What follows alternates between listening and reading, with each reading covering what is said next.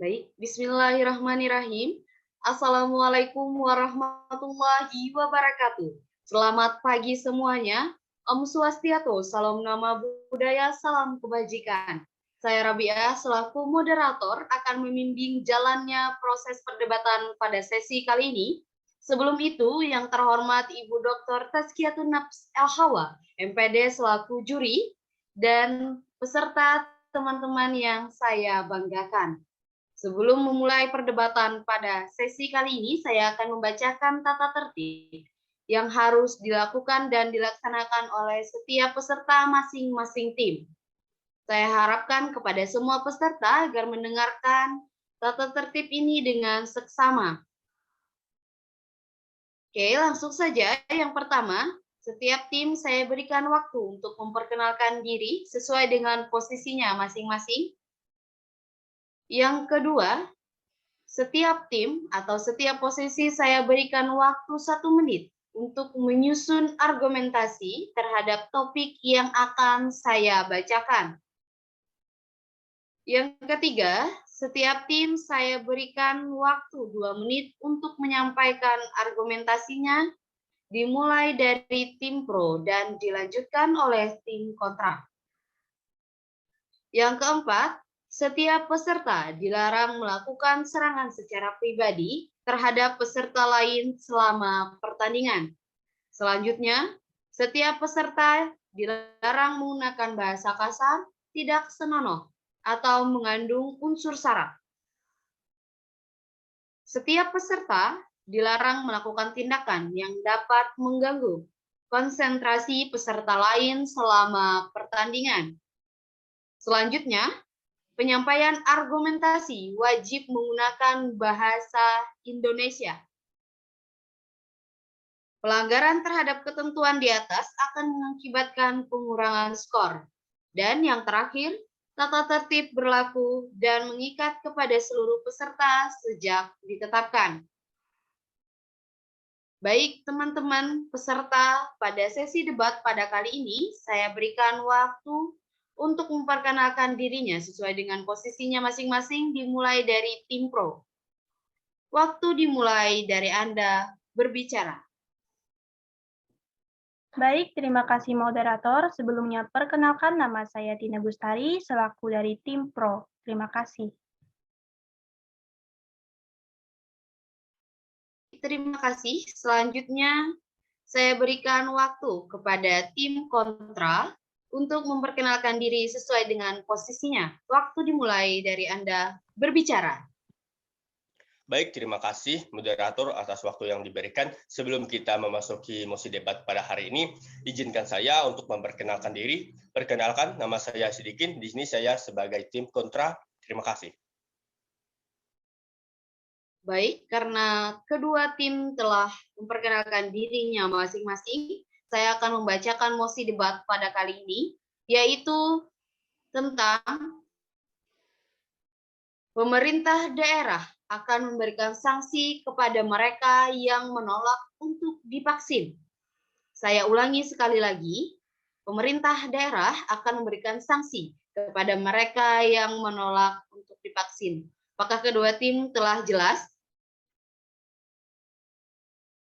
Oke, sepertinya sudah jelas. Saya berikan waktu 1 menit untuk menyusun argumentasi atau mencari referensi terhadap pernyataan topik yang telah saya bacakan. Waktu dimulai dari sekarang.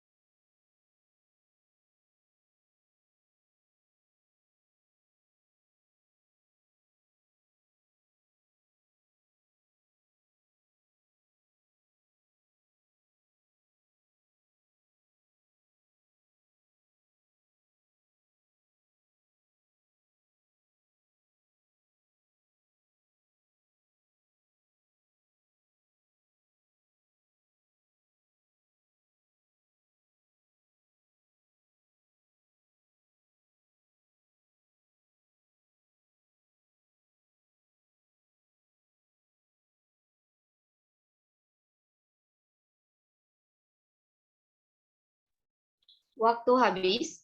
Mohon untuk setiap peserta agar mengangkat tangannya, tidak ada lagi yang mencari referensi atau menulis materi pada mosi debat kali ini.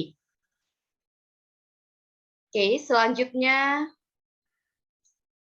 saya persilahkan terlebih dahulu kepada tim pro untuk menyampaikan pernyataan argumentasinya terhadap topik yang saya bacakan dengan waktu 2 menit, dimulai dari Anda berbicara. Baik, terima kasih moderator atas waktu dan kesempatan yang telah diberikan. Nah, di sini saya akan menyampaikan pendapat saya tentang peraturan pemerintah daerah yang memberikan sanksi kepada mereka yang menolak untuk divaksinasi. Nah, di sini saya sebagai tim pro untuk menyetujui peraturan pemerintah yang diberikan tadi. Nah, hukum adalah seni berinterpretasi. Fungsi hukum pidana tidak serta-merta langsung diterapkan, pasti ada pertimbangannya. Nah, dari pemerintah sendiri terkait juga dengan masyarakat yang menolak untuk divaksinasi.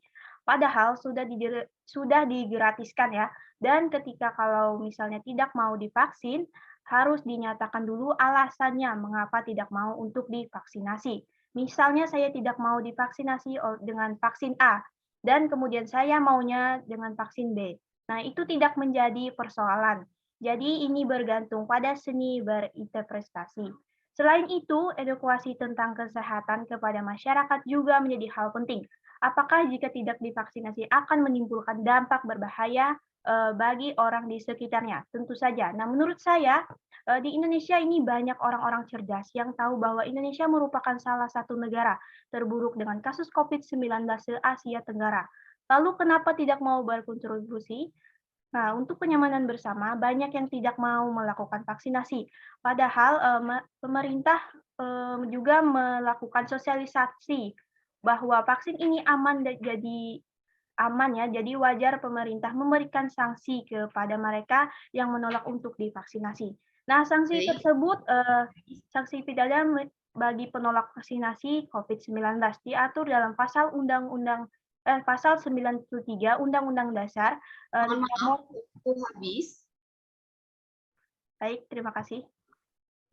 Baik, saya lanjutkan kepada tim pro untuk menyampaikan pernyataan argumentasinya terhadap topik yang telah saya bacakan atau menyanggah pernyataan dari tim pro. Sama, saya berikan waktu selama 2 menit. Waktu dimulai dari Anda berbicara. Sebelumnya, terima kasih moderator atas waktu yang diberikan. Di sini saya tim kontra, tidak setuju dengan mosi dan pendapat dari tim pro. Nah, di sini dijelaskan bahwa hukum seni interpretasi yang berarti bahwa setiap orang berhak memilih antara menerima ataupun menolak vaksin tersebut. Nah, karena adanya sebuah kebebasan. Nah, banyak kekhawatiran juga yang terjadi pada vaksin ini karena dari vaksinisasi baru menggunakan satu jenis vaksin.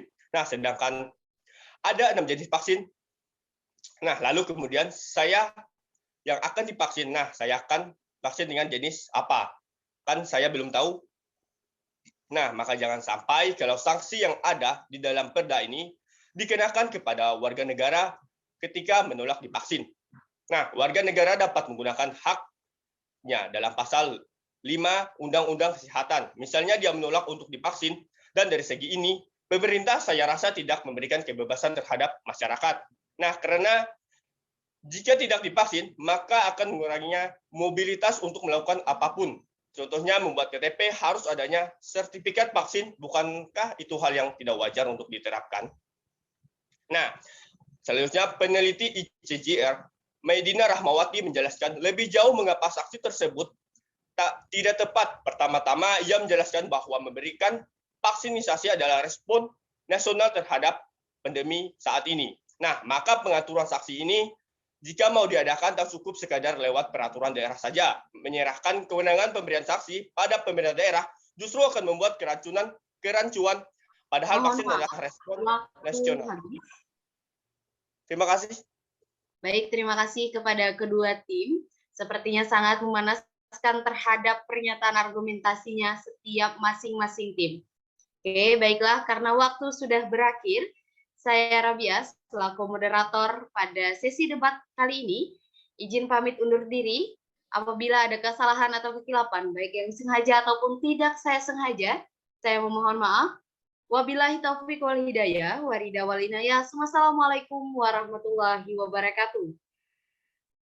Waalaikumsalam Waalaikumsalam warahmatullahi warahmatullahi wabarakatuh. wabarakatuh.